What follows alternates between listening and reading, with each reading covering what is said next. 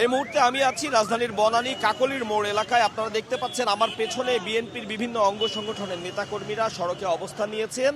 তারা আজ যে বিএনপির চেয়ারপারসন দেশনেত্রী বেগম খালেদা জিয়া তিনি উন্নত চিকিৎসার জন্য দেশের বাইরে যাবেন, তাকে মূলত বিদায় জানানোর উদ্দেশ্যে আজ এখানে এসছেন এবং তাদের একটাই চাওয়া যত শীঘ্রই সুস্থ অবস্থায় তিনি আবার দেশে ফিরে আসবেন, দেশের হাল ধরবেন, দেশের যে দুর্দশা সে দুর্দশা কাটিয়ে উঠতে তার যোগ্য নেতৃত্ব আবারও তিনি দেখাবেন, এমনটি আশা করছেন এই নেতাকর্মীরা।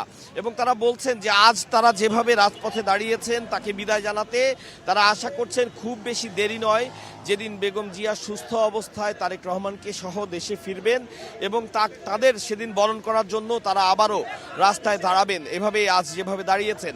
এবং তারা বলছেন যে তাদের একটি আশা একটি চাওয়া, যত দ্রুত সম্ভব বিএনপি চেয়ারপারসন বেগম খালেদা জিয়া তিনি সুস্থ হয়ে উঠবেন এবং উন্নত চিকিৎসা, যে চিকিৎসা আসলে দীর্ঘদিন ধরে বাধাগ্রস্ত হচ্ছিল। তারা বলছিলেন যে ফ্যাসিস্ট সরকারের আমলে তাকে কারাবরণ করতে হয়েছে এবং তিনি যে উন্নত চিকিৎসা বঞ্চিত ছিলেন তার কারণেই কিন্তু ধীরে ধীরে তিনি আরও বেশি পরিমাণে অসুস্থ হয়ে গিয়েছেন।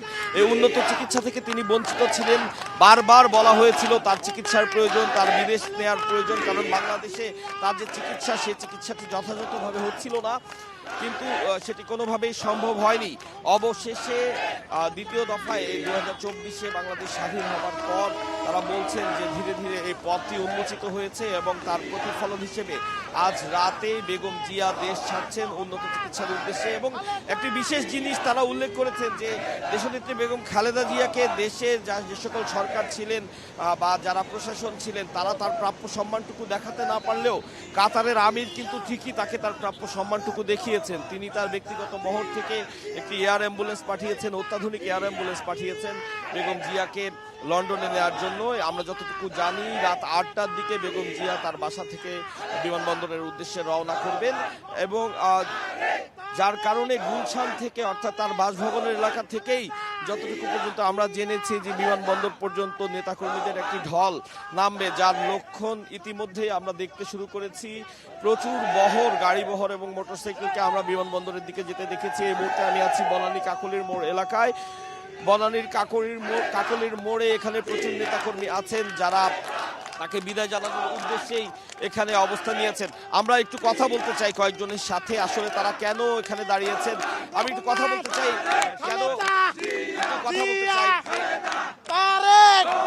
বলেন।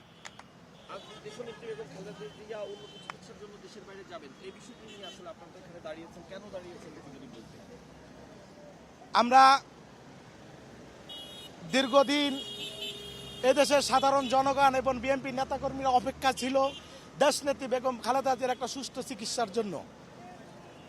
ওই অবৈধ খুনি হাসিনা, ভোটারবিহীন হাসিনা দেশনেত্রী বেগম খালেদা জিয়াকে তো বিদেশে চিকিৎসা করতে দেওয়া হয়ই নাই এবং দেশনেত্রী বেগম খালেদা জিয়াকে একটা ভুয়া এবং মিথ্যা মামলা, হাসিনার প্রশাসনিক একটা মিথ্যা মামলা, তাকে দীর্ঘদিন জেল খাটতে হয়েছে।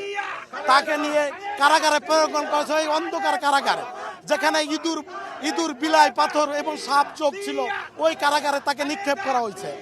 আজকে ছাত্র জনতার মাধ্যমে এবং বিএনপির দীর্ঘ 17 বছর আন্দোলনের ফসল হিসাবে এই দেশের সাধারণ জনগণ খুনি হাসিনাকে এই দেশ থেকে বিতাড়িত করে বাংলাদেশে একটা তত্ত্বাবধায়ক সরকারের মাধ্যমে এখন ওই খুনি হাসিনার ওই রায়কে অবৈধ ঘোষণা করে দেশনেত্রী বেগম খালেদা জিয়াকে আজকে বিদেশে চিকিৎসা করার জন্য এই সরকার অনুমোদন দিচ্ছে।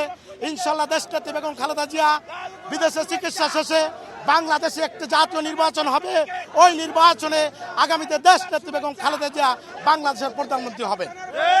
যেমনটি বলছিলেন নেতাকর্মীদের কথা, যেমনটি আমিও বলছিলাম যে তাদের একটি চাওয়া যত দ্রুত সম্ভব বিএনপি চেয়ারপারসন বেগম খালেদা জিয়া উন্নত চিকিৎসা শেষে সুস্থ অবস্থায় দেশে ফিরে আসবেন এবং তারা বলছেন সেদিনও তাদের বরণ করার জন্য তারা এভাবেই রাস্তায় দাঁড়াবেন এবং তাদের বরণ করে নেবেন। আমরা আরও একজনের সাথে একটু কথা বলতে চাই যারা রাস্তায় আছেন, আজ তাদের বিদায় নেওয়ার জন্যই দাঁড়িয়েছেন।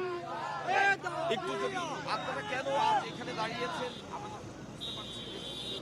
প্রিয় সাংবাদিক ভাই, আপনার প্রশ্নের জবাবটা অত্যন্ত সহজ। আপনারা জানেন 2 কোটি টাকার মিথ্যা মামলায় খালেদা জিয়াকে প্রথম 5 বছর, পরে 10 বছর কারাদণ্ডে দণ্ডিত করেছে। আমরা বিভিন্ন আন্দোলন সংগ্রামের ভিতর দিয়ে আমরা চেয়েছিলাম যে খালেদা জিয়ার একটা সুস্থ চিকিৎসার ব্যবস্থার ভিতর থেকে তাকে দেশে ফিরিয়ে এনে একটা অবাধ সুষ্ঠু নিরপেক্ষ নির্বাচনের মাধ্যমে যে ক্ষমতায় আসবে সে আসুক, যার ভোট সে দেবে, যাকে খুশি তাকে দেবে, দিনের ভোট দিনে হবে, রাতে হতে পারবে না। কিন্তু এই ভোটচোর গুম খুনের নায়ক এই সন্ত্রাসী শেখ হাসিনা আমাদের এই তিনবার প্রধানমন্ত্রী শহীদ রাষ্ট্রপতি জিয়াউর রহমানের স্ত্রী, যিনি একজন মুক্তিযোদ্ধাও বটে, তাকে দেখেন কিভাবে 2 কোটি টাকা মিথ্যা মামলাকে হ্যারাসমেন্ট করেছে। কারণ ওই ভোটচোর শেখ হাসিনা জানে যে খালেদা জিয়া যদি বাহিরে থাকে, তারেক রহমান জিয়ার ছেলে আরেক জিয়া, তারেক জিয়া যদি বাহিরে থাকে, শেখ হাসিনার কোনোদিন এই বাংলার মাটিতে জায়গা হবে না। তাই ষড়যন্ত্রমূলক মিথ্যা মামলায় তাকে জেলে কারাবন্দিত করেছে। আজকে দেখেন কতগুলো মিথ্যা মামলায় তারেক রহমানকে হ্যারাসমেন্ট করেছে। আজকে কেয়ারটেকার সরকার আসার সাথে সাথে আজকে দেখেন সকল মামলাগুলো বাতিল হয়ে গেছে। আমাদের দেশটাতে শেখ খালেদা জিয়াকে দেখেন কিভাবে আমরা আন্দোলন সংগ্রামের ভিতর দিয়া চিকিৎসাতে দিতে পারি নাই। আজকে মহান রব্বুল আলামিন আমাদের তৌফিক দিয়েছে, আমরা দেশটাতে খালেদা জিয়াকে কাতারের আমির একটা এয়ার অ্যাম্বুলেন্স পাঠিয়েছে, অ্যাম্বুলেন্সের মাধ্যমে আমরা বিদেশে চিকিৎসা নিতে পারছি।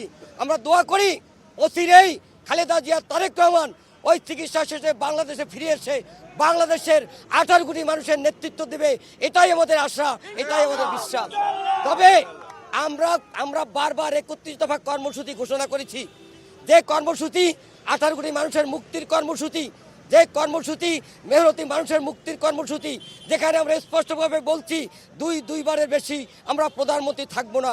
আমরা একটা বৈষম্যবিহীন বাজার ব্যবস্থা সৃষ্টি করতে চেয়েছিলাম, যেখানে 27 টাকার আলু 60 টাকায় বিক্রি হবে না, কৃষকরা ন্যায্য অধিকার পাবে, আমরাও ন্যায্য দামে কিনতে পারবো। ধন্যবাদ আপনাকে। যেমনটি দেখছিলেন যে আসলে আজ যারা দাঁড়িয়েছেন তারা শুধুমাত্র এই আশা নিয়ে দাঁড়াননি যে দেশনেত্রী বেগম খালেদা জিয়া সুস্থ অবস্থায় দেশে ফিরে আসবেন, দেশ কিভাবে সুন্দরভাবে চলবে সে দফাগুলো তারা ইতিপূর্বেই দিয়েছিল, এবং তারা এও আশা করছেন যে বেগম জিয়া সুস্থভাবে দেশে ফিরে আসার মাধ্যমে সেই সকল দাবি অচিরেই পূরণ হবে এবং দেশ সমৃদ্ধির পথে এগিয়ে যাবে। তো যেমনটি বলছিলাম যে বনানীর কাকলির মোড়ে এই যে অবস্থান দেখছেন, এটি কিন্তু শুধু বনানীর কাকলির মোড়েই সীমাবদ্ধ নেই।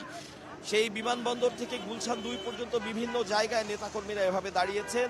তাদের একটি চাওয়া, বেগম জিয়া দ্রুত সুস্থ অবস্থায় চিকিৎসা শেষে দেশে ফিরবেন এবং আবারও একটি সুষ্ঠু নির্বাচনের মাধ্যমে দেশের দায়িত্বভার গ্রহণ করে দেশকে সমৃদ্ধির পথে এগিয়ে নিয়ে যাবেন। তো এই ছিল বনানীর কাকলির মোড় থেকে বেগম জিয়াকে বিদায় জানাতে উদ্দেশ্যে নেতাকর্মীদের আগমনের যে ঢল, তার সর্বশেষ তথ্য আমার কাছে।